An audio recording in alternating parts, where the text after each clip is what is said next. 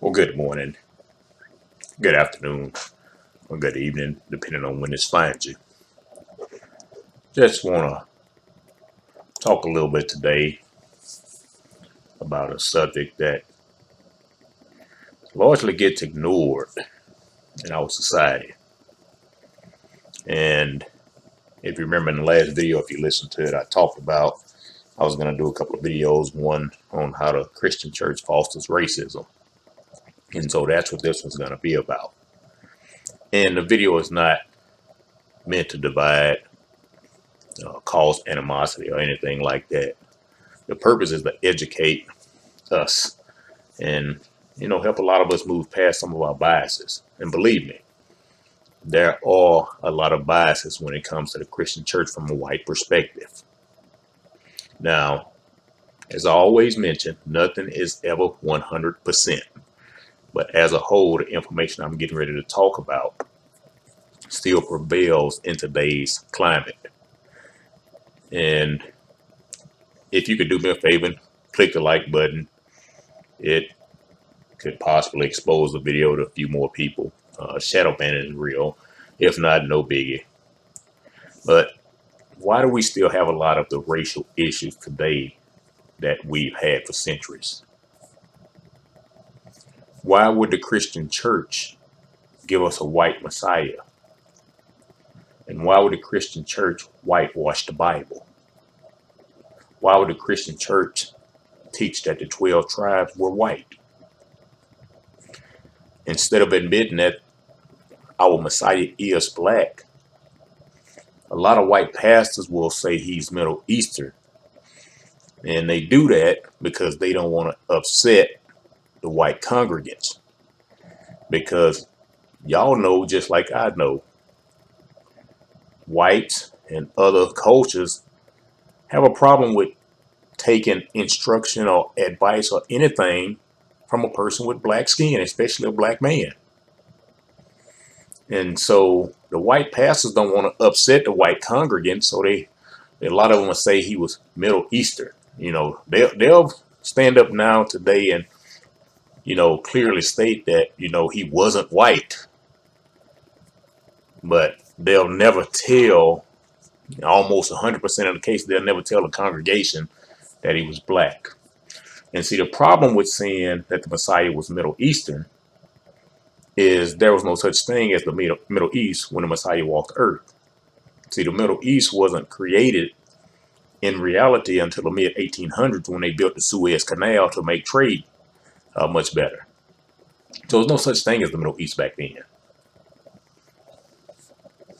So we can go ahead and scratch that Middle Eastern stuff out of our minds. Because if you got the Middle East and you got the Far East, where's the close East? It goes from Far East to Middle East to Western civilization. Does that even make sense? Now, in my experience, many whites love to quote Galatians 3:28. And almost all of us can probably say that one off the top of our head. We might get the words mixed up a little bit, but we pretty much know what it says. There's no such thing as Jew or Gentile, no slave or free or bond or free. I have, depending on the translation, there's no such thing as male and female because we're all one in Christ Jesus. And in my experience, whites love to quote that verse a lot to black people, but never to their racist counterparts. Now, as I stated before, I'm not trying to cause any division, none whatsoever. I'm trying to bring us into a wholeness, a oneness, a unity, because we're in a position right now where we need to be unified so we can stand and fight together. But if we look throughout history, even Christian history, and we see what group of people have always caused real division, almost all the time it's been white colonizers, European colonizers. Look at everywhere European colonizers have went around the world and see how that society is. everywhere Europeans go, everything has to fit their rules. You know, there's a show that used to come on TV called Barbecue Pit Masters. And, you know, I don't know who came up with this idea that meat that melts in your mouth is too tender. But see, that's a white rule, you know, because ain't no black person nowhere saying no barbecue meat is too tender. Nowhere, unless they judging one of the barbecue competitions with white folks. And so I mean, just something as simple as that. I mean, I could give you a whole lot more examples, but that one just came up on my mind. I haven't been able to barbecue myself in quite some time, so I've been watching barbecue videos on YouTube. Because ordered some stuff from a restaurant, and I mean, I see why other people don't eat barbecue at restaurants, and this stuff is terrible. I'm not going to mention any names, but let me move on. But many of the attacks on the Freedom Riders were done by white Christians. Now, don't get upset with me for telling you the parts that history wants to hide. That was a pastor during that era of the Freedom Riders named Henry Lyon Jr. He's a white pastor over in Montgomery, Alabama at the time. And I want to read you something that Henry Lyon said to his church. Ladies and gentlemen, for 15 years, I've had the privilege of being pastor of a white Baptist church in this city. If we stand 100 years from now, it will still be a white church. I am a believer in a separation of the races, and I am none less a Christian. And the crowd actually clapped for him when he said that. And he continued, if you want to get in a fight with the one that started separation of the races, then you come face to face with your God, he declared. The difference in color, the difference in our body, our minds, our life, our mission upon the face of the earth is God-given. Now, I'm going to release another video. I don't know how much longer after this one. I do already have my notes ready for that one. And a lot of times, when I do videos, if I go on my rant, that's just something off the top of my head. But a lot of times when I do videos, I think where there's some teaching involved, long teaching involved, and it's going to take more than 30 minutes or so, I'm going to have some notes. I'm going to talk a lot, but I'm still going to have some notes so I can kind of stay on point. But I'm going to do a video on scriptures in the Bible and how slavery, many Christians try to justify slavery from a biblical standpoint. And I mean, you can't really argue with some of the things in there about the justification, but I'm going to teach how it was actually turned into something that it really shouldn't have been, if that makes sense. And see, right now, the things many of your ancestors did to blacks in the past using the Bible is coming real close to being done to you real soon. And I'm not just talking about you, I'm talking about all of society around the entire world. Because you got some earthly masters who've appointed themselves as earthly masters who have a plan to enslave all humanity. And they're going to tell you that the Bible supports it. I mean, you got one guy whose father was a high-ranking official under the Fuhrer. The guy name started with H and end with an R. Sometimes you'll get strikes for mentioning that name socially on a social media platform. So, and this guy is currently the son is the current head of the World Economic Forum. And, one of the things that we keep hearing that people just keep overlooking is you will own nothing and you will be happy. Right now, they're talking about working on some living pods because they plan on taking people's homes. Or if you have a home, they plan on coming out with such strict green initiatives that if your house doesn't meet the standards, you can't afford to pay to get it done, you're going to lose your house. If you're a landlord and you have apartments or condos or whatever it is, everything that they lease out, uh, houses, anything that the landlord is renting, the landlord is going to have to make those upgrades. And if he makes the upgrades, guess what's going to happen to your rent? It's going to increase. If he doesn't make the upgrades, he's going to lose his property. And so you're going to lose your place of living anyway. Now, that's not like the movie Coming to America yet, but these initiatives are supposed to be put in place over in the European area by 2033. So you got these earthly masters, who telling you these things, telling you that, you're consuming too much meat. And you need to feed your pets less meat-based foods.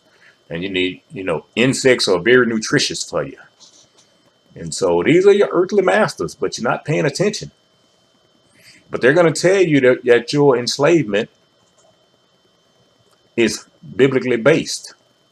Now, who are you going to look to when that takes place? Because basically what we're understanding is there's not going to be if it takes place. It's going to be when it takes place. See, most of you don't know that Joe Biden, the I'm not Trump guy, signed Executive Order 14067 in March of this year,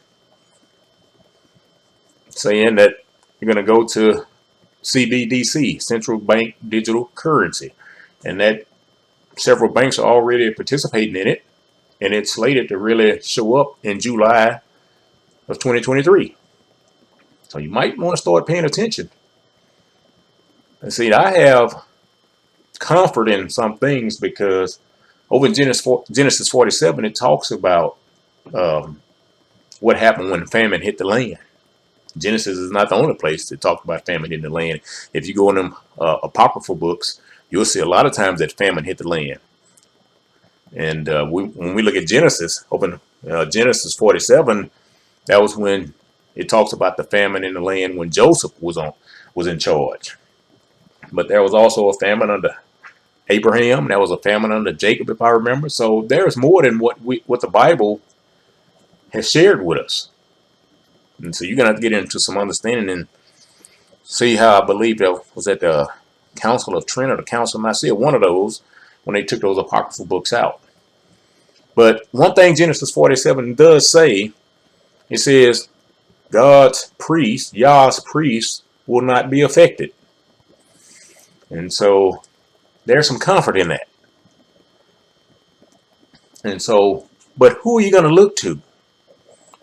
While you're sitting around here being entertained and acting like, the situation is too big for you to fight it. So you just sit by and do nothing.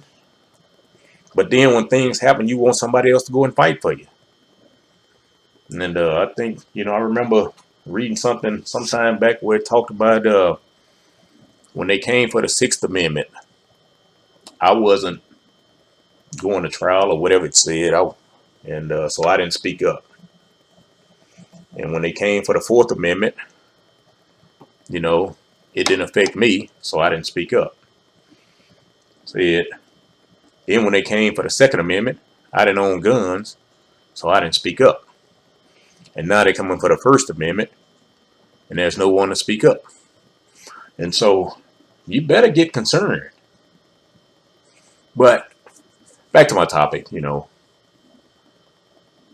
will you want your earthly master to tell you the same thing they told the blacks that they had enslaved when they told blacks, about to pray about their condition?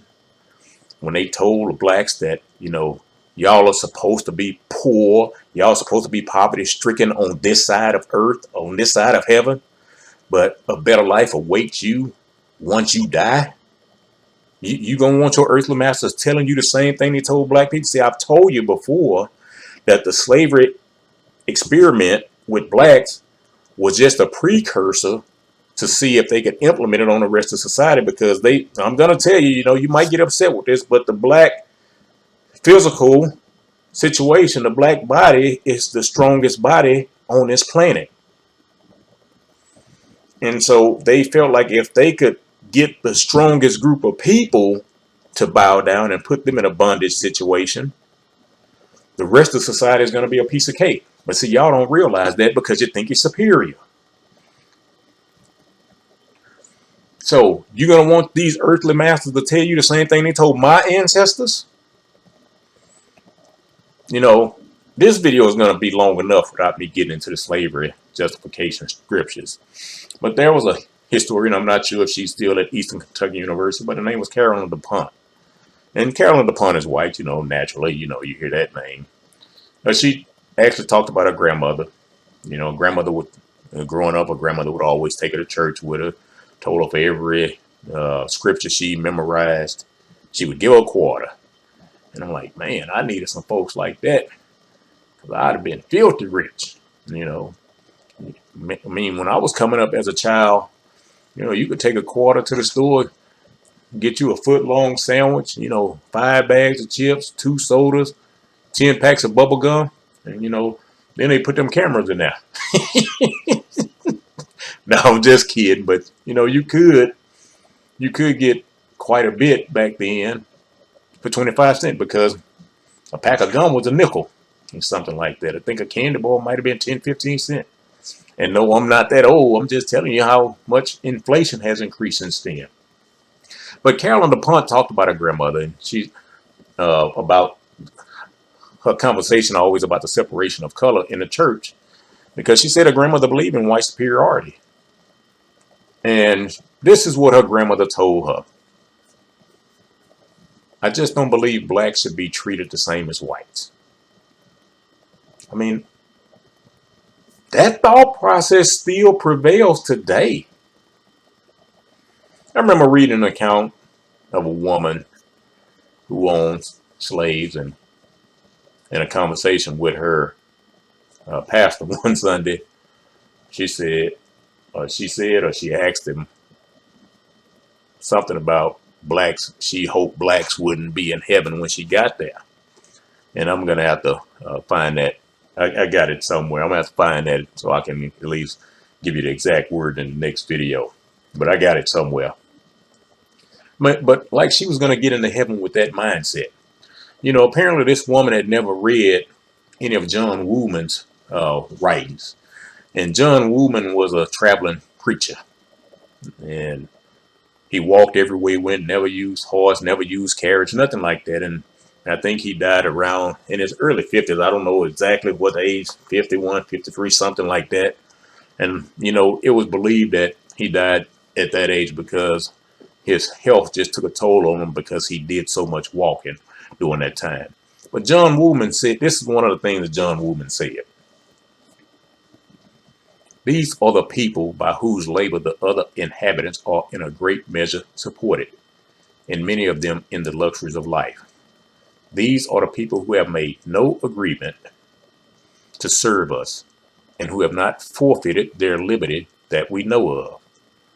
These are souls for whom Christ died, and for our conduct toward them, we must answer before him who is no respecter of persons. End quote. You see, white people all over the world, not just here in America, have enjoyed some degree of privilege not afforded to blacks. Sure, many of your ancestors never owned slaves. Sure, you may have never derived a benefit from your ancestors owning slaves. Sure, you probably believe and know in your heart that slavery was wrong. However, whether you want to believe it or not, your skin color has afforded you some luxuries and convenience that has never been afforded to black people, especially black men. I mean, I just read something earlier today, a story happened back in 2019. A gentleman named, I think, Rodney Lee was killed by 5 police officers, 4 state troopers and 1 sheriff deputy over in Louisiana.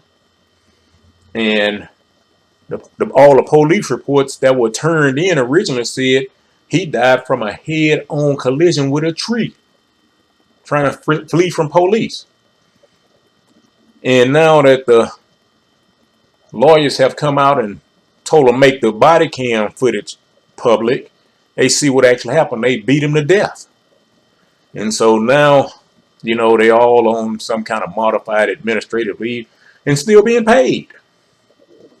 And see, if that was the only incident, we say, oh, okay. But it's happening too much, especially now. But in this American society, black men are labeled the biggest threat in this country. But FBI stats, look up the FBI stats yourself. The FBI stats paint a different picture of who the biggest threat is. Now, George Floyd still shows up in the news every now and I'm not championing for George Floyd, but look at how he was ostracized back then and still today. Especially for the crimes he committed before his death. My first cousin and George Floyd were high school teammates on the football team. And my grandmother and I attended all of my cousins' games, but I missed one being out of town, had to be out of town one weekend, and he was mad at me for the longest because of that. And, he kind of looked up to me as a big brother. He was playing for a high school powerhouse at the time, and not just here in Houston, but they were a powerhouse in the state of Texas. And they actually lost in the state championship game his junior year. But I was going across playing ball right at the University of Houston, and I would bring him to my dorm room and let him spend the night with me and all that. But he had no father figure in his life, so I was like a big brother to him. So I could understand how that hurt him. But every time, I was talking about George Floyd, every time a white guy commits a crime, a mass shooting, found to be a serial killer, he's always given an excuse. He was on some type of psychotropic drug. He was raised without a father. He grew up in a bad environment. He was molested at a young age. I mean, there's always a plethora of excuses for white behavior.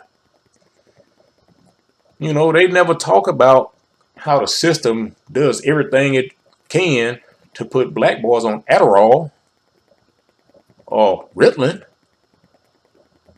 But they can always justify the medication when it's a white guy. They don't want to hear about no medication when it's a black guy. They don't want to hear he was molested if he was a black guy, because it happens in black families too.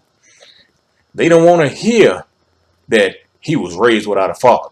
They don't want to hear that stuff. And see, the biggest defenders of white behavior are white Christians, and the most outspoken voices when a black man is in the public eye, white Christians. I read a lot, and it's something I read some years ago by a guy named Gordon Allport. And he wrote something titled The Nature of Prejudice. And this is what he said. Prejudice arises from our anxieties. We feel insecure, and so we form around us an in-group as a kind of buffer of protection. Those outside my in-group are thought to be a threat and menace. I lash out at them because I am somehow threatened by them. But anyone who is not in my in-group is necessarily a threat to me if I am highly anxious and insecure. And see, end quote, that's another reason Christians don't want to attack the racial issue. Their security is threatened. Their power base is threatened. And it opens the chance that they will lose favor with their in crowd. Some years back, my mentor told me about this book by a guy named John Powell. And the title of the book is Why Am I Afraid to Tell You Who I Am? And Powell said this: bigots will inevitably try to explain their prejudice in intellectual terms.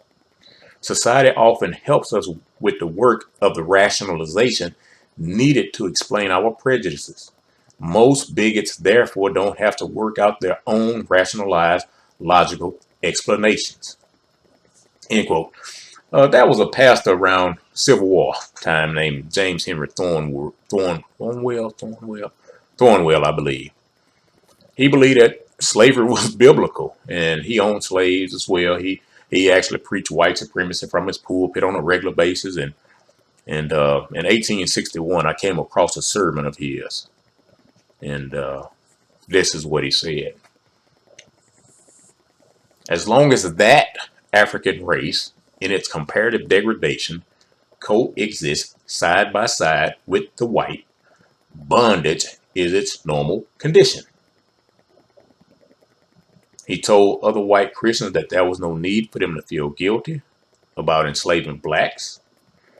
And he said the relation of master and slave stands on the same foot with the other relations of life. In itself, it is not inconsistent with the will of God. It is not sinful. End quote. And see, just to show you how much white Christians believe Thornwell messages. I'm not sure if it's still there, but they actually put his name on a monument at the church with the members who served in the Confederate side of the war. And in his congregation, they said he had slave owners, businessmen, political elites, economic elites. And the church was over in Columbia, South Carolina. And so you think that thought process is still not prevailing, even though all these years have passed? So if you're like me in conversation, and I mean, I talk to all different people about the Bible. I was just at the doctor's office yesterday, day before, one of them days. And, the nurse is a white lady, and, her and I was just having a good old time. She was telling me, yeah, found out, we both have family out of Louisiana. And she said, we might be kin folks. I said, you might be right. She said, because, I got a whole bunch of your color in my family. I said, I got a whole bunch of your color in mine too. And, we both laughed about it. But, but we talked about the Bible a lot while I was sitting in the office. And, and I know a lot of professionals try to stay away from conversation like that. But I'll talk to anybody if I feel like the spirit is good and they're biblically based. But when talking with a lot of whites on the Bible, the thought process is always, let's save souls, and that should be our only business. God has to work everything out, so let him do it in the way that he wants to do it. Well, Christian, God probably trying to use you, but you don't want to hear that from God because it takes you out of your comfort zone. And if you don't want to hear that message, you're only looking to save certain souls. But if your heart's dirty, you ain't helping to save nobody. How can you help to save souls if you don't know what a person's soul has been hardened by? What if the racism from the church is the reason a black person wants nothing to do with the church? What if historically their family was abused by white Christians during the slavery period and justified the abuse, justified their treatment, and that's what their soul is hardened by? What if the scriptures in the Bible that advocate slavery are the reasons a black person might not want to hear your message? How are you going to get to that level in order to save that soul? If you can't relate to that person at that level, you'll never gain access to that person and his or her soul. Now, some of you, if you've been listening to me long enough, you heard me mention Miles Monroe quite a bit. And I used to listen to him a lot when he was living. And I'll still listen to him today, go to YouTube and, listen to some of the stuff. And I actually had the pleasure to get to see him live about a year before he passed. And it was the only time in my life I've ever went to see a preacher that came in from out of town. I go to church. I went to churches in the past, but I ain't never visited no other preacher that came in from out of town. But one of the things Miles Monroe said is in order for you to win people to Christ, you must learn how to communicate with that person on a level that's important to them.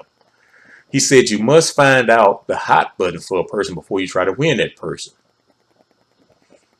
So if you're not willing to find out what a person enjoys before you find out what hurts a person, they're never going to let you into the personal space. And, he used an example. He said, suppose you don't like sports. Suppose you don't like football, basketball, baseball. He said, but you're trying to win a coworker. He said, and that coworker loves sports. And when they come to work every week, they talking about sport. He said, you need to learn a little something about the sport so you can have a good conversation with that individual. He said, find out what the hot button is if you know this person ain't saved so you can communicate with them. They're never going to let you in that space. You'll never win that soul, and neither will anyone else who says their focus is to only win souls. If you have an issue communicating with people, you might want to read How to Win Friends and Influence People by Dale Carnegie in order to learn how to get people interested in what you have to say. If you want people to get interested in what you have to say, you have to first become interested in them. Many white Christians claiming that attacking racism head on is a political and social issue, but not a Christian one. Really? You think your job is just to win souls and not address the social aspect, do you? What does it say in Galatians 2? It reads, when Cephas came to Antioch, however, I opposed him to his face because he stood to be condemned. For before certain men came from James, he used to eat with the Gentiles. But when they arrived, he began to draw back and separate himself for fear of those in the circumcision group. And the rest of the Jews joined him in his hypocrisy, so that even Barnabas was carried away with their hypocrisy. But when I saw that they didn't walk uprightly according to the truth of the good news, I said to Cephas before them all, if you, being a Jew, live as the Gentiles do, and do not as the Jews do, why do you compel the Gentiles to live as the Jews do? Now that was Galatians 2, verses 11 through 14. And just so you know, Cephas is actually Peter. And in Galatians 2 and 9 it reads, and when they perceived the grace that was given to me, James and Cephas and John, they who were reputed to be pillars, gave to me and Barnabas the right hand of fellowship, that we should go to the Gentiles and they to the circumcision. So you think you shouldn't address racism as a Christian, huh? You think winning souls is the only thing, huh? You think the social issues are not Christian church's issue, huh? You think racism can be addressed through political means, huh? Well, let me show you one example of how racism is not being addressed politically. Have black descendants of slaves received reparations yet? I know. Many of you, especially you white Christians, say you never owned slaves. Your ancestors never owned slaves. And as far as you know, slavery has never been a part of your family legacy, right? Well, let me ask you a question. Why do you support all of the support, reparations, and all of that other stuff for Holocaust survivors and descendants of Holocaust survivors? Did you or your ancestors detain any of them? There's so much support for them to get help that there are Christian organizations on television begging people to send money on top of all the reparations they've received historically over the years. And just so you know, right before Barack Obama left office in his last term, Joe Biden put a reparations bill up for Holocaust descendants. Barack Obama signed it, and then they sent them millions of dollars. But Joe Biden still ain't met with Ice Cube. But you Christians, you white Christians, support those Holocaust victims. So why can you as a Christian be in favor of that social issue, but you won't no part of the social construct when it comes to black? See how hypocritical your Christian beliefs and practice is? What does it say in the book of Acts, chapter 10, verse 28? He said to them, you know better than most that a Jew is strictly forbidden to associate with a Gentile or visit him. But God has taught me to call no one unholy or unclean. John 4:9 says, the Samaritan woman therefore said to him, how is it that you, being a Jew, ask for a drink from me, a Samaritan woman? For Jews have no dealings with Samaritans.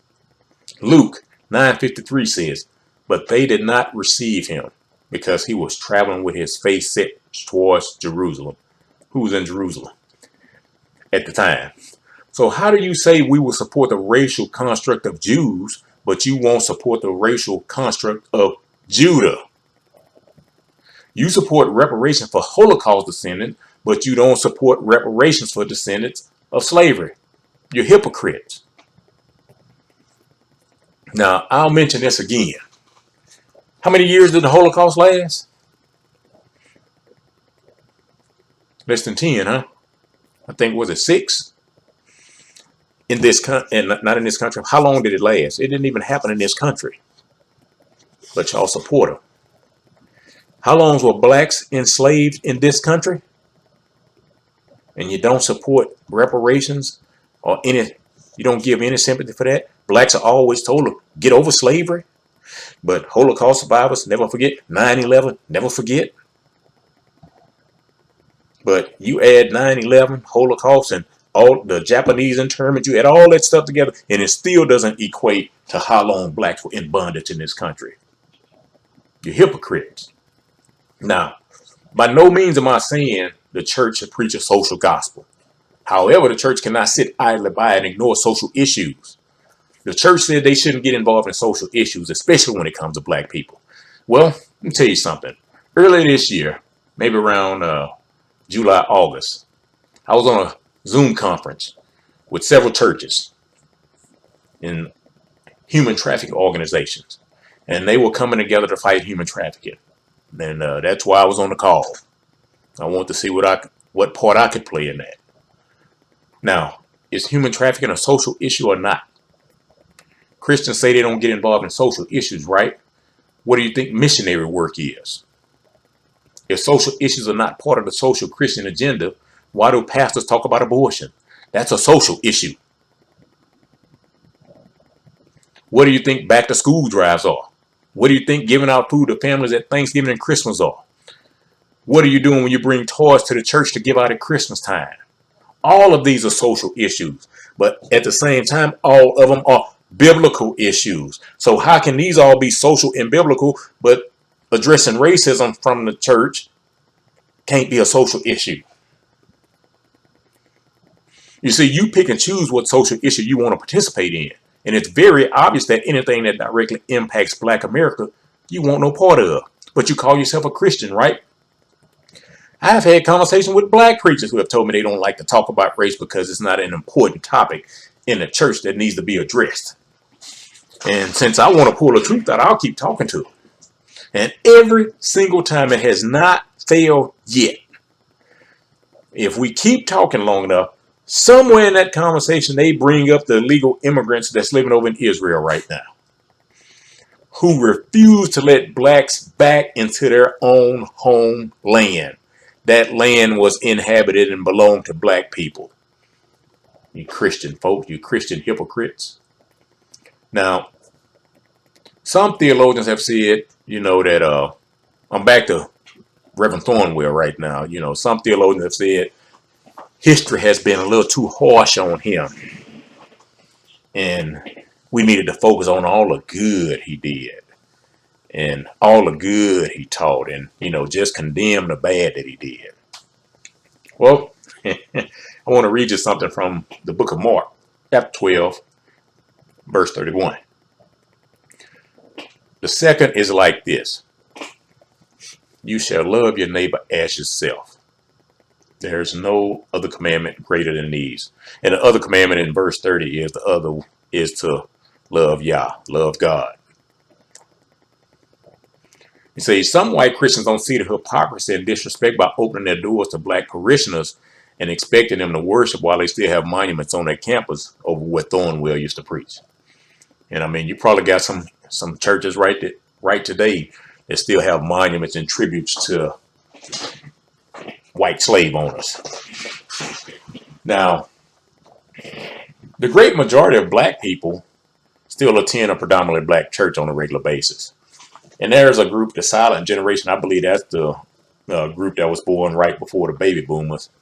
The baby boomers, that big old group of people. But the silent generation, there was a study done and a survey or something said 66% of them attend church on a regular basis. And then they did all the age groups. And they said 53% of Generation Z attends at around 53%. So you can see that still over half of the black population is still attending church on a regular basis.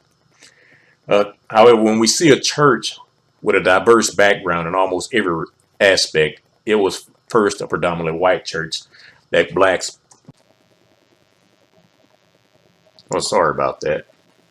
It actually cut off on me. I guess I'm going to have to go clean up some of this stuff in my memory on the laptop. But it cut me off I was talking about the generations that were attending church in the black community. And when we see a church with a diverse background in almost every aspect, it was first a predominantly white church that black people attended. And, some of you may be saying you see somebody white had to invite them there. Not necessarily. In today's climate, you see a lot of black people moving to neighborhoods where you have a lot of white families already established. And, you know, a lot of them will still attend the predominantly black church they were attending once they move, but some of them choose to find a church home to worship at near where they live. And it doesn't matter what color the church is in a lot of cases. You know, but why did I bring that up? Because blacks don't have a problem congregating with other believers, regardless of color. We believe that the Messiah was white because for many of us, that image was hung on every wall of every black church in this country at one time. And we still serve him despite the image presented to us. I remember seeing him on the church I was baptized in. We believe the 12 tribes were white because many pastors with their limited study taught us that as well. Or was it a little bit more sinister than that? But for some reason, we hardly ever see a multicultural church that started out as a predominantly black church. Now, did I say never? No, I didn't. I said hardly ever. Because as I've always stated, nothing's ever 100% except death and taxes. White Christians, when looking for a church home, will almost never venture into a black community to attend church. They might watch a black preacher on TV, but go to his church, don't hold your breath. Now, sociologist Michael Emerson had this to say. All the growth in multiracial churches has been people of color moving into white churches. But we have seen zero change in the percentage of whites moving into churches of color. Did you hear that? He said we're seeing zero change. And I believe he made that statement around in 2019, if memory serves me correctly, when I read that. And one thing that also needs to be noted is that black attendance in multicultural churches has been on a slow decline. Can you guess why? Black people have felt that some racial barriers had been removed, and they started to believe in the thought process that all of us are the same in Yah's eyes. However, what many are finding out is there's still a separation even in the Christian church. It's pretty bad. The white Christian church, I should note. The only time we see multicultural churches address racial issues is when there's a national incident where a black person has been wronged in some form or fashion.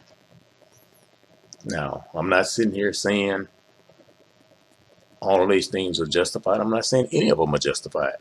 But that's the only time that the white church will speak up. And what the pastor of the church will do, the white pastor of the church, he'll call one of his black preacher buddies that he knows and that he's never had preaching in his church before. And he'll call them and ask them to come in and show a face of solidarity to the people sitting in the pews. You know, that's to keep the black people in the pews, and that's to make the white people feel like he's okay when it comes to racial issues. But the thing is, after the fanfare dies down, these white pastors go right back to business as usual. It's amazing to hear white Christians say we should only focus on saving souls.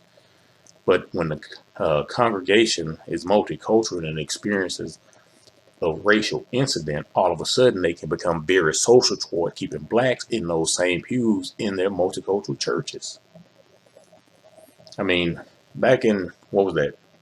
When Floyd and Arbery and Breonna Taylor, all that happened within a few months of each other. Predominantly white churches didn't hear any of them addressing the racial issue. Multicultural churches headed by white pastors, oh yeah, they were bringing the brothers in. So don't tell me you're still looking at everybody the same way. You still got your prejudices. It makes me sick because the playbook never changes. Now, I played football from little league all the way up through college. And one of the things that happen when the season starts is the offensive players get a playbook and the defensive players get a playbook. Guess what? For the whole entire year, the playbook never changes. It doesn't change from week to week because all you're going to do is breed confusion if you keep changing the playbook. And so white pastors run the same playbook every time an incident happens. It never changes.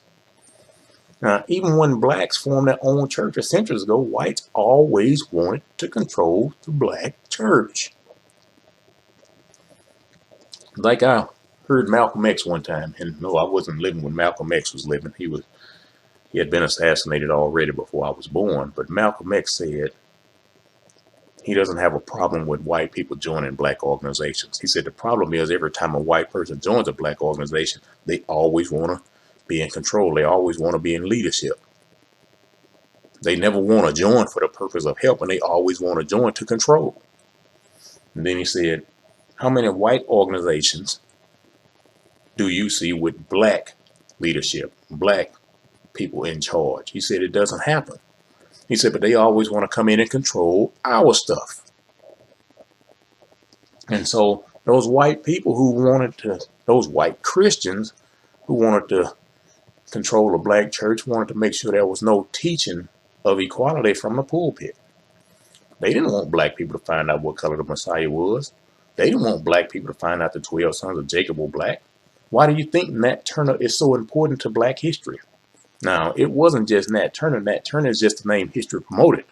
There were several men before Nat Turner who had basically did the same thing he had done. But Nat Turner was when more people got behind the idea that we were equal and we shouldn't have been slaves in the first place. And Nat Turner got a hold of that Bible, the real Bible, not that slave Bible that them slave masters was holding, not that slave Bible that them white Christians was holding. And I talked about the slave Bible in a previous video, and I believe the slave Bible was made in 1806, if I'm not mistaken. I don't remember off the top of my head. And the slave Bible was created to make sure we always stayed in check as black people. And amazingly, when Turner found out the truth, all of a sudden he got labeled as a rebel. He got labeled as a rebel for finding the truth and sharing it. Now, does that sound familiar? It sounds just like today. Isn't it amazing that people that lie all the time always paint somebody that's telling the truth as a liar? You see, there are many white Christians who believe their connection to Yah is because of their whiteness. And if that whiteness gets threatened by any outside race, they typically leave that church to find another church home that still promotes whiteness in unspoken terms. Now, if you don't believe me, find a multicultural church that was started by a white person. Look at the rest of the people who are in leadership positions within the ranks of the church. Then tell me what you see. Now, there are always exceptions, but in most cases, it's the rule. White Christians are not going to give up their power because they still believe in white supremacy and superiority. I mean, look at all of the pushback that has been taking place from whites because black people are speaking this true biblical truth now. It's getting airtime, and all that's being said now is black people are anti. Y'all know what I mean. Black people from Jacob's tribes, his 12 sons, are not Gentiles. Everybody who is not a descendant of Jacob is a Gentile. If your great ancestor is not Jacob, or as his name was changed later to Israel, you are a Gentile. If your ancestry come back as Irish, Swedish, German, Polish, Swiss, Chinese, Vietnamese, Egyptian, Khazarian, and many others, you are a Gentile. So how can you say you love Yah, but you condemn Yah's chosen people? How can you say you love Yah and you will not defend his chosen people? How can you say you love Yah and you don't treat his children with love? How can you say you love Yah and you won't speak up when black people get wronged? And you might be saying, well, why don't black people speak up? We don't have the same power that white people do. Our voice doesn't carry the same weight as a white person, sadly. And you have to ask yourself, why is that?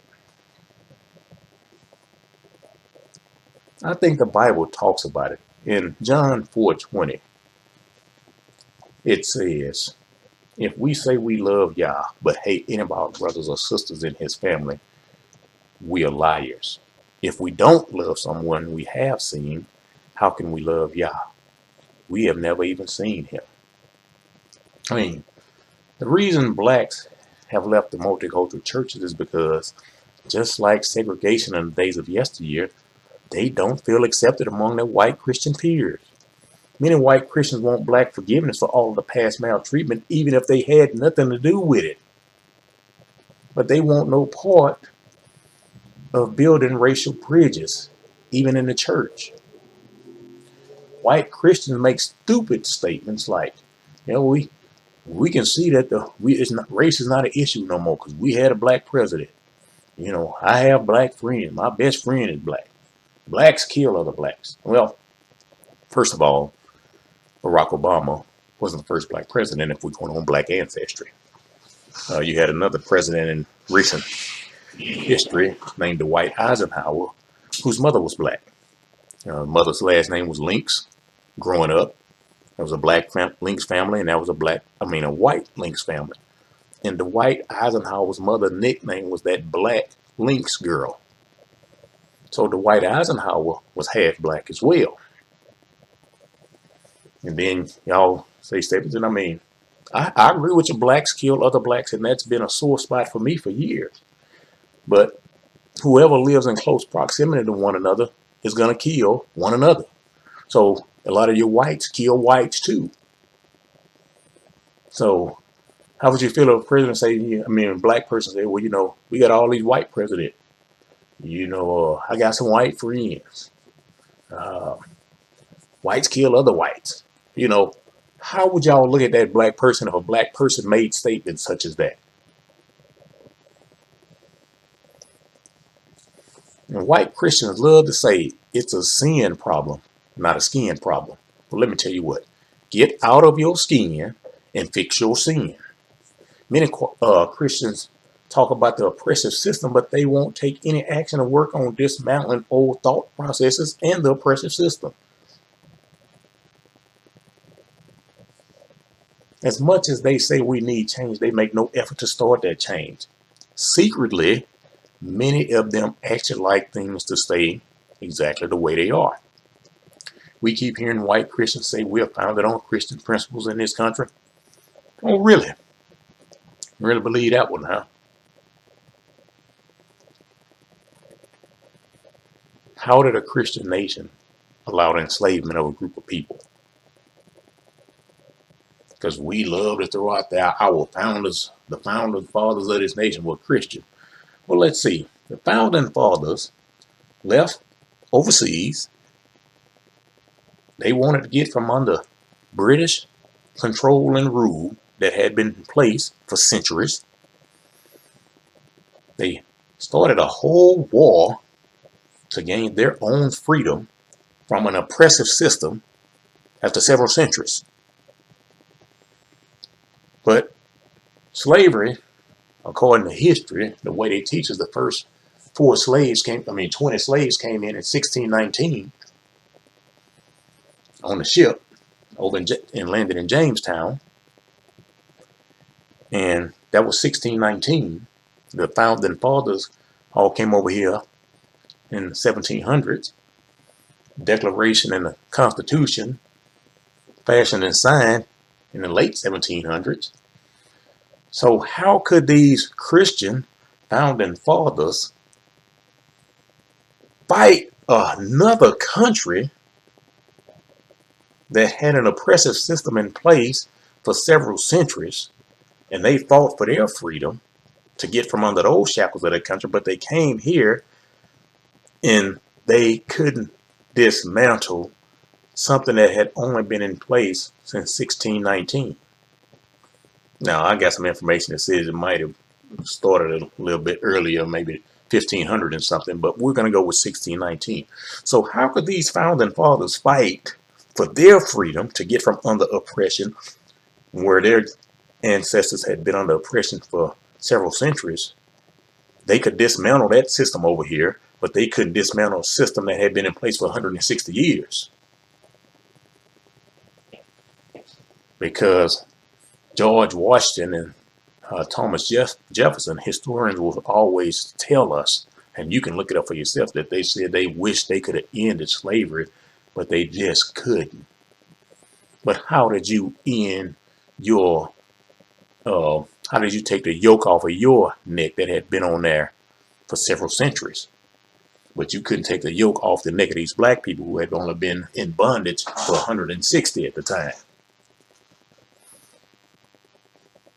How did a Christian nation allow the practice of slavery to continue for over 220 years in this country? How did a Christian nation steal ideas from black people, patent those ideas, and call them their own and make millions off of them? Still right today. Go look up the history of Jack Daniels. That came out a few years ago. How did a Christian nation preach from their pulpits, but all of the things they did with regards to mistreating black people from that pulpit? Why weren't Christians fighting against black codes? Why weren't Christians fighting Jim Crow? Why weren't Christians fighting the KKK? Why weren't Christians fighting redlining? Why weren't Christians fighting separate but equal spaces and facilities? Where were all the Christians when all of the black towns around the country were destroyed? Where were the white Christians when whites would pack picnic baskets to go and watch black men get hung and lynched? Where are the white Christians now? You know what many of them were in those former days? They were participants in all of these historical events. That's why they couldn't stop it.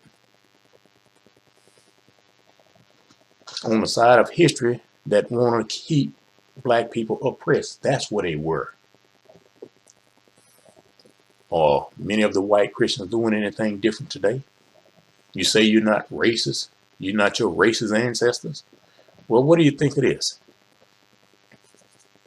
In a 2019 nationwide survey, 86% of white evangelical Protestants and 70% of both white mainline Protestants and white Catholics said that the Confederate flag is more a symbol of Southern pride than of racism. Now, Southern pride included racism. So they lied to themselves. There's a guy named Robert P. Jones. He wrote the book White Too Long. And Robert Jones, he ain't my cousin or nothing. Like I was stating before, Jones is not my original last name. I believe the heritage of Jones is a Welsh last name. But, when you look throughout the American society, you see a lot of black people with Jones as a last name. So you know what that means, don't you? Some Welsh people own some slaves. But Jones wrote a book, White Too Long. And in that book, he actually provides data that shows the more racist attitude a person's hold, the more likely he or she is to identify as a white Christian. That's pretty sad. Now, he says the correlation is just as pronounced among white evangelical Protestant as it is among white mainline Protestant and white Catholics. And it actually stands in stark contrast to the attitudes of religiously unaffiliated whites. Did you hear that? Their attitude is in stark contrast to atheist whites or whites who don't even attend church. You wonder why we who are in the church are mocked by atheists? They are, in many cases, doing more for their brothers and sisters, regardless of color, than those who identify as Christian. That's really sad that atheists, agnostics, and non-believers do a better job of practicing the golden rule than we do as Christians.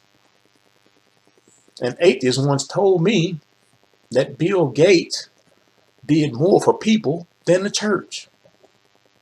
And I mean, some of us, look at that and, we laugh at it. But I mean, knowing what we know better. But on the surface, how can we argue with them? We continue to condemn, criticize, and complain about billionaires not doing enough to resolve hunger or homelessness. And we love to point out what the Bible said about the Messiah talking to the rich young ruler. But we never want to point out what the Messiah said to us. Because the Messiah gave us the command, the church, well, I'm not going to say the church, I'm going to say the ecclesia, the assembly of believers. He gave the assembly the command before he gave anybody else the command to help the widow. And widow doesn't mean young widows, he meant older widows, the homeless, the hungry, and the poor. He told us that several times, but he only told us the story of the rich young ruler once. So stop talking about what the billionaire should do and start talking about what we should be doing in the church. Now, we want to say things like that, but has the church really got their hands dirty to address these issues? Has the church taken all that money they have historically collected and done anything but pay nice salaries, build larger buildings, pay incoming preachers to come in and fleece the people, build more buildings? They want multiple campuses. All that money going into that. The Bible says we're supposed to be doing outreach, but a lot of these churches doing is reaching out into the people's pockets. Now, there are a few black pastors who have multiple locations, but most of the churches that have multiple locations are started by white people. And guess what communities they're not building their churches in? Jones even said in his book, if you were recruiting for a white supremacist cause on a Sunday morning, you'd likely have more success hanging out in the parking lot of an average white Christian church, evangelical Protestant, mainline Protestant, or Catholic, than approaching white sitting out services at the local coffee shop. That's a very sad testament to the white Christian. And just so you know, like I said, Jones ain't black.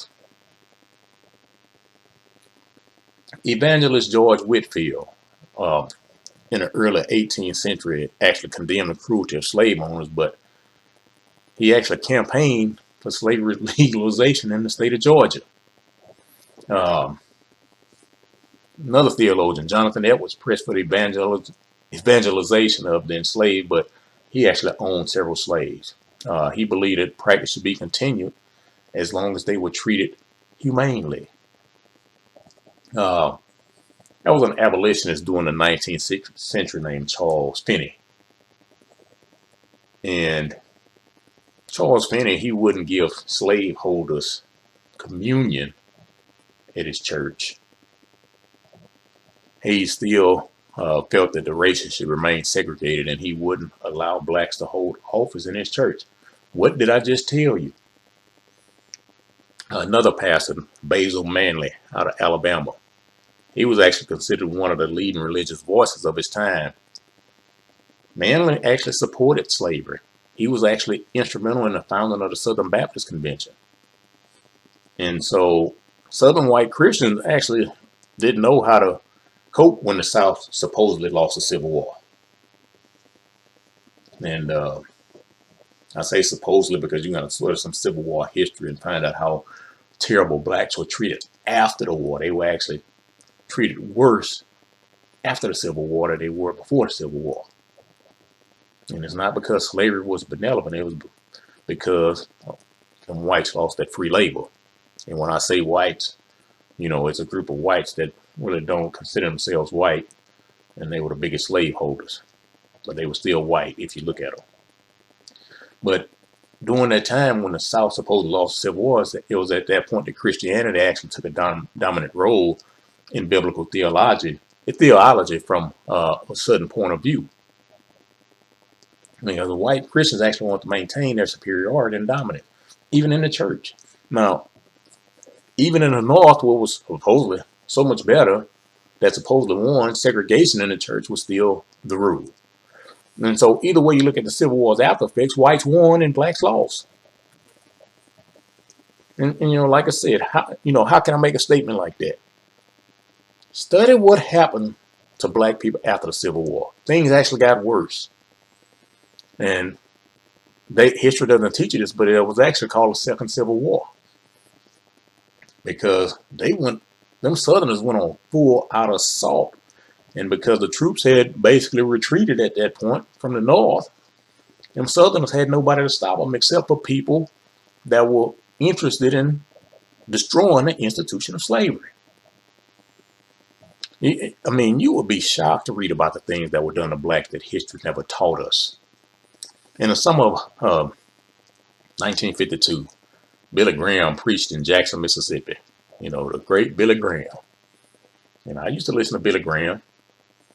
And Billy Graham, during that sermon, he actually told the audience that there was no place for segregation in the church. Now, guess what happened right after that sermon was given? Them white Southerners got on him for making that statement. And Billy Graham actually backpedaled those comments. And then he changed his tune and said he came to Jackson to preach only the Bible and not to enter into local issues. Now, many white Christians say that the race issue is just like any other sin issue. It's a personal choice. But they will never admit how their thought process is somewhat shaped by their environment that they were raised in. Remember when I said earlier, they always make excuses for the white criminals in the environment, with the environment being one of the reasons. So how can an environment make a white person commit a crime, but an environment can make a person think ill of another race? See, when a black person commits a crime and the attorney might bring up their environment in the court, nobody wants to hear that, especially whites. When black people fled discrimination in the South and they went into the northern cities doing what they call a great migration, many of the white Catholics fought to keep them out of their neighborhoods and parishes. And see, that goes back to what I said earlier. Them white Catholics were the biggest slaveholders. And I've also made a statement, find your popes were not a lot of the guys that you see now. Your popes came from a specific white background back then. Or not your popes, a lot of your priests, I should say. Now, once again, I'm going to read something from Robert Jones. Jones said, white Christian churches, both Protestant and Catholic, have served as institutional spaces for the preservation and transmission of white supremacist attitudes. End quote. Now, think about many of your seminaries. Who are the authors that these future theologians are reading and learning from? Most of them are white. After all of these years, why aren't there more teachings from diverse theologians? It's because even though the Bible is the book it is, white religious professionals and professors are maintaining biblical control of the Bible in the church, and everyone who is being taught in the church, regardless of color, is coming under that thought process. And by doing this, it's still white superiority and supremacy.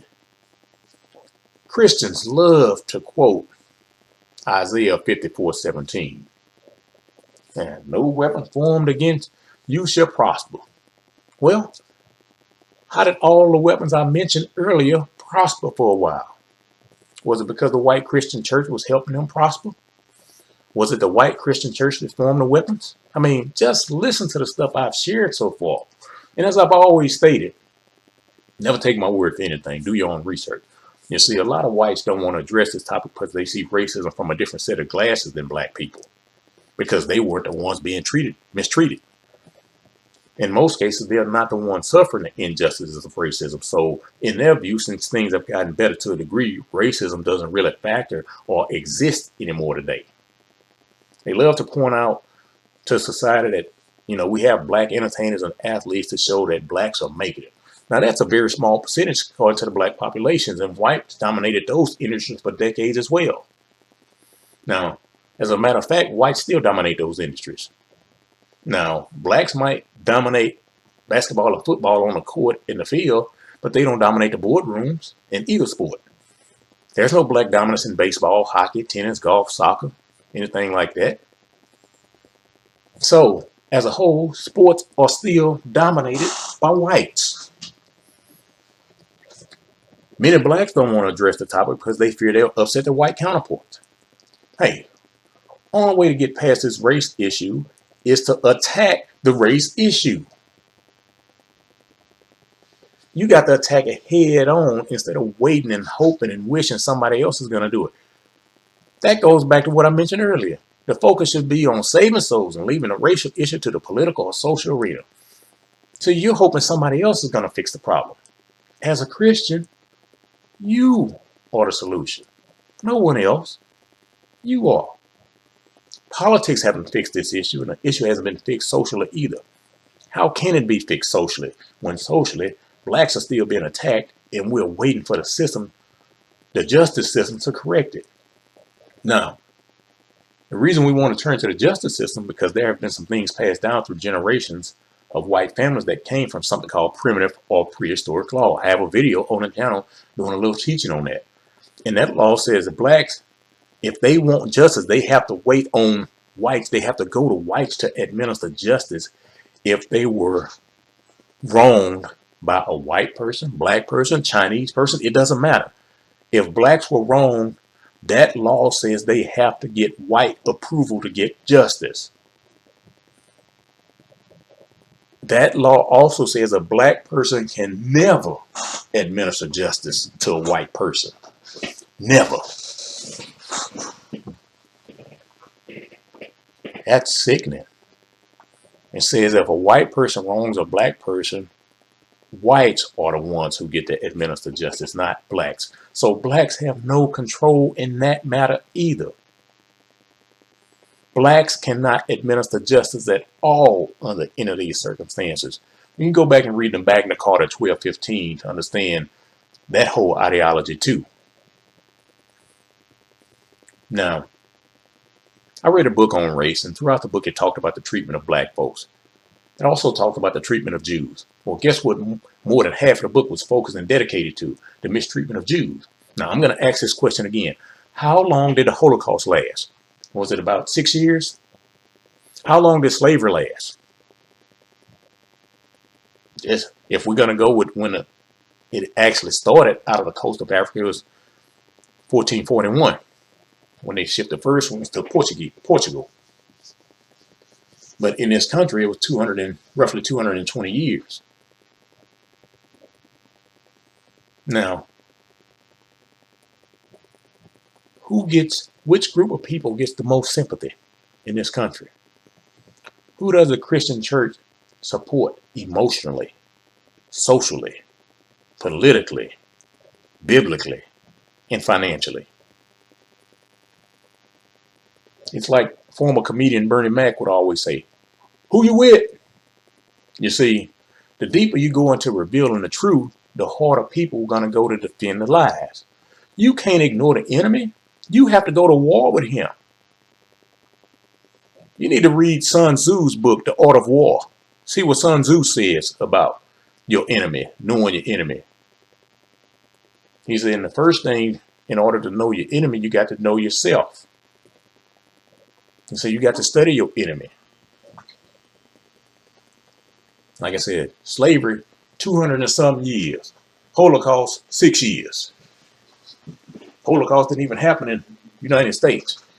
But they get the most sympathy from white Christians.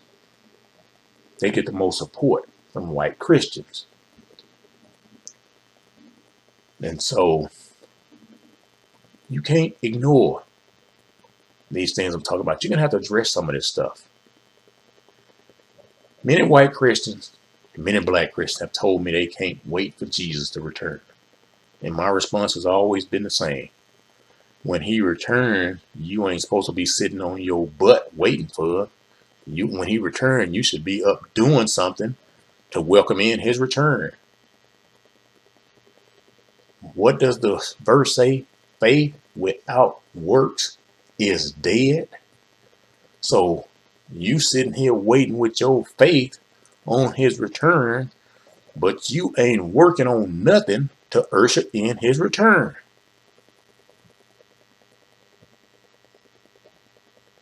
It is much easier to ignore conflicting information than to truly study and understand it. You know, some of you may be upset with this information I'm sharing. Well, if you're upset, it's a you problem. If you're upset, more than likely you fall into one of these categories that I've been speaking of. You know, well, okay, I switched to my desktop and hopefully we can get through it this time and I can get everything finished up. So I stopped off talking about falling into the category. So I'm going to get back to where I was. And, you know, you say we shouldn't be dealing with the social aspect of racism, huh? You say we should only focus on saving souls, huh? Well, let me read you something from the book of Matthew. Well, I was hungry and you gave me food. I was thirsty and you gave me drink. I was a stranger and you welcomed me. I was naked and you clothed me. I was sick and you visited me. I was in prison and you came to see me. Then the righteous will answer him, saying, Lord, when did we see you hungry and feed you, or thirsty and give you drink? And when did we see you a stranger and welcome you, or naked and clothe you? And when did we see you sick or in prison and visit you? And the king will answer them, truly, I say to you, as you did to one of the least of these, my brothers, you did it to me. Now that's from Matthew 25, verses 35 to 40. But you don't do the social thing, huh? Because the Bible doesn't support it. But let me do you one better. But he wanted to justify himself, so he asked Jesus, and who is my neighbor? So in reply, Jesus said, a man was going down from Jerusalem to Jericho when he was attacked by robbers. They stripped him of his clothes, beat him, and went away, leaving him half dead. A priest happened to be going down the same road, and when he saw the man, he passed on the other side. So too a Levite, when he came to the place and saw him, passed by on the other side. But a Samaritan, as he traveled, came where the man was. And when he saw him, he took pity on him. He went to him and bandaged his wounds, pouring oil and wine. Then he put the man on his own donkey, brought him to an inn, and took care of him. The next day he took out 2 denarii, and he gave them to the innkeeper. Look after him, he said, and when I return, I will reimburse you for any extra expense you may have. Which of these 3 do you think was a neighbor to the man who fell into the hands of robbers? The expert in the law replied, the one who had mercy on him. Jesus told him, go and do likewise. Now that's from the book of Luke, chapter 10, verses 29 and 37. And is what we know,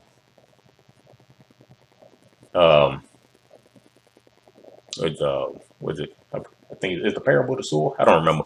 But anyway, you know what I'm talking about. Many white Christians, just like the priest and the Levite, you see your neighbor suffering, instead of helping, you cross to the other side of the road and leave. Is the parable of the sower a saving soul issue, or is it a social issue? Whether black people who descended from the tribe of Israel know it or not,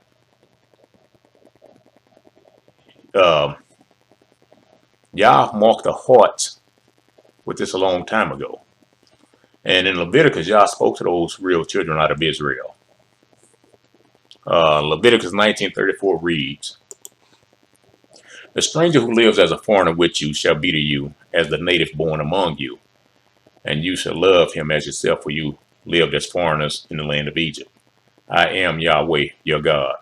So you see, blacks have always treated others as family. And I mean, that's even from the Hebrew perspective in the Old Testament. But blacks have always treated others as family, but that's not reciprocated many times. You know, black Israel has always treated others as brothers and sisters until their actions have proven otherwise. There's a story in the book of Jasher when Jacob had made peace with other folks that we would classify, for lack of a better term, as Gentiles. And there was a guy named Shechem and his father Hamor. And they had actually taken one of Jacob's daughters. And they kept her. They violated her sexually. And Jacob kind of acted too passively on the matter. But to his sons, Simeon and Levi, girls' brothers, they went to get her. And Simeon and Levi killed an entire city to get their sister back. Now, see, black Israel doesn't have it in their hearts to mistreat people. But what does British Israel do? Black Israel is the reason the gospel has been shared worldwide. But black Israel gets treated like the foreigner by the Christian church. And then a Christian church will try to tell you that the church replaced Israel. No, it did not. You better read your Bible.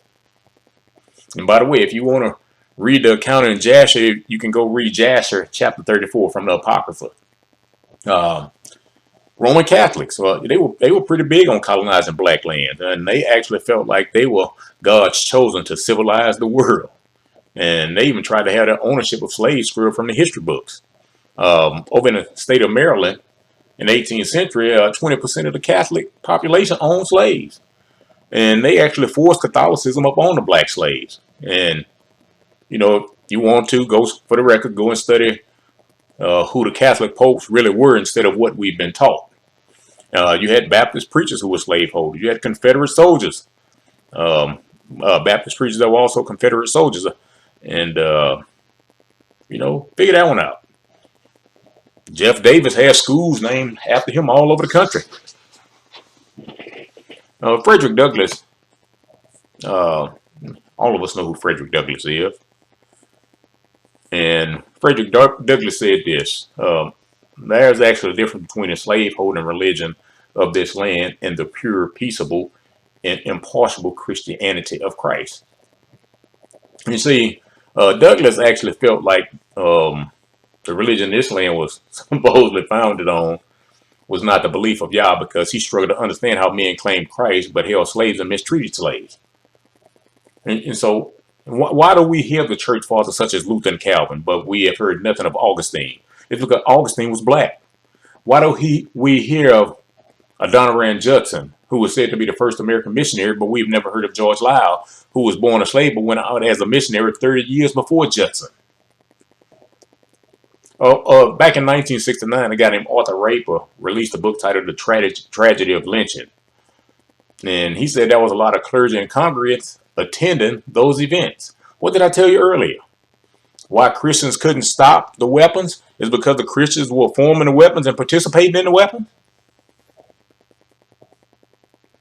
A guy named Reinhold Niebuhr was an American theologian and said, if there were a drunken orgy somewhere, I would bet 10 to 1 a church member was not in it. But if there was a lynching, I would bet 10 to 1 a church member was in it. That's pretty bad. There was a former Mississippi governor named Ross Barnett. He said that the white Christian identity was being threatened by integration and would lead to white genocide. In an article in Time magazine, this is I don't remember what year it's from, but I wrote it down. I guess I should have found out what year it was. But anyway, I think it was back during that era too with Ross Barnett. White Americans who agree that God intended America to be a promised land for European Christians are 4 times as likely as those who disagree with that statement to believe that true American patriots may have to resort to violence in order to save our country. White Americans who believe that immigrants are invading our country and replacing our cultural and ethnic background are nearly 6 times as likely as those who disagree with that statement to believe that true American patriots may have to resort to violence in order to save our country. Now, statements like that are laughable to me because there wasn't no Europeans here before Europe emptied their jails and sent the criminals packing. And that means Europeans are the true, original, illegal immigrants. In that article, it also states that there's a troubling double standard in the United States, one which threatens our safety and our democracy. If these same kind of appeals and violent actions were being made and committed by Muslims, for example, most white Americans would be demanding actions to eradicate a domestic threat from radical Islamic terrorism, a term we heard relentlessly during the Trump era. But because Christianity is the dominant religion in this country, its role in supporting domestic terrorism has been literally unspeakable. So all this means, as long as you do something in the name of Christianity, it's acceptable because the majority of whites engaged in religion are followers of Christianity. You better go back and listen to that previous video where I told about Christianity. So if Christianity has these behaviors and Christianity has failed to counter threats, is it time to really rethink what Christianity really is? Now, I've told you before that Christianity is a European creation. And if you take a look at the word Christianity, you get the word Christ. Well, the other way around. You get the word Christian. I told you what Christian originated from. You get the word Christmas. You get what I'm saying? Even though we celebrate Christmas as Christians, there's nothing that supports what we're doing from a biblical perspective. Oh, I know we have had many evangelicals say the birth story in Luke is the Christmas story. No, it's not. The whole of Christmas came out of pagan roots. I told you in a prior video, Christian as a child is actually a demonic practice. I told you Christianity came about 400 years after the Messiah walked earth, but they called the Messiah Christ. Gentiles wanted what Hebrews had, but they wanted to change the Bible to fit their own ideology because they still wanted to serve multiple gods. They wanted to make gods out of wood and stone and a lot of other things. You know, you got the sun god, you got the Greek gods, you got the moon god, you got Shiva, you got a whole bunch of stuff. Different gods all over the place. But look what the ideology has created. Now, I'm getting ready to read you a few excerpts from some school textbooks that's in actual Christian schools. They're used in mostly private Christian schools, not universities, the schools K through 12. Few slave owners were undeniably cruel. Examples of slaves beaten to death were not common. Neither were they unknown. The majority of slave holders treated their slaves well. That's in a book called United States History for Christian Schools. Although the slaves faced great difficulties, many found faith in Christ and learned to look to God for strength. By 1860, most slaveholders provided Christian instruction on their plantation. That's in America, land I love. To help his children endure the difficulties of slavery, God gave the Christian slave the ability to spiritually combine the African heritage of song with the dignity and power of Christian praise. Through the Negro spiritual, the slaves developed the patience to wait on the Lord and discovered that to trust freedom is freedom from the bondage of sin. That's in America, land that I love. Only 6,000 families in the entire South had over 50 slaves in 1850. America, land I love. And you need to understand who those most of those families were. The story of slavery in America is an excellent example of far-reaching consequences of sin. The sin in this case was greed. Greed on the part of African tribal leaders, on the part of slave traders, and on the part of slave owners, all of whom allowed their love for profit to outweigh their love for the fellow man. The consequences of such greed and racism extended across society and far into the future. It resulted in untold suffering, most obviously for the black race, but for the white race as well. I mean,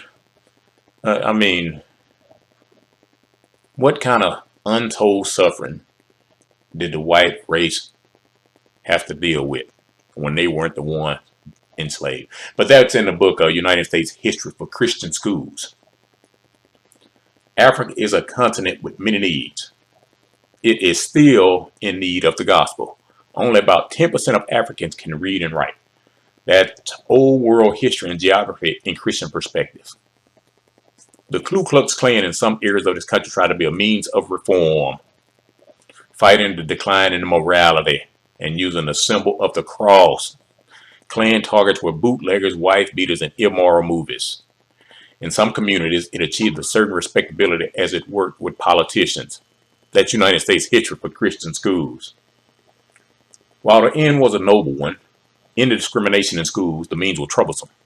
Liberals were not willing to wait for a political solution. Teachers' Resource Guide to Current Events for Christian Schools. Now, if this is what is being taught in schools around the country from a Christian perspective, how can you say your Christianity isn't flawed? 6 million students attend private schools on a yearly basis. 70% of those schools are Christian. Now, based on what you were taught as a child, most times it shapes your thinking as a result well in adulthood.